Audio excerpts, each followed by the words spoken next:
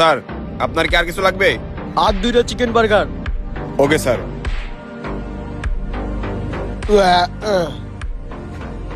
Sir, বিলটা।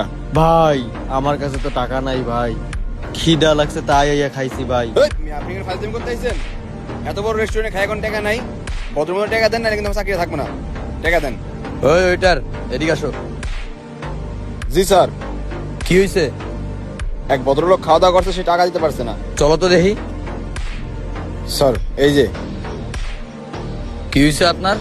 আপনার কাছে কি আসলে টাকা নাই? জি স্যার, আমার কাছে সত্যি টাকা নাই। শোনো, তোমার মতো আরো অনেকে আমাদের এই রেস্টুরেন্টে আইছিল, তো তারা কেউ বিল দিতে পারতাছিল না, যার কারণে তাদেরকে আমি আজকে অনেক ভালো পজিশনে দাঁড়া করাই দিছি। তো তুমি যদি চাও আমার টিকটকের বাইরে থাকা টেলিগ্রাম গ্রুপে যা জয়েন করতে পারো, ওইখানে তুমি ভালো প্রফিট করতে পারবা, কোনো জায়গায় তোমার লজ্জিত হইতে হবে না।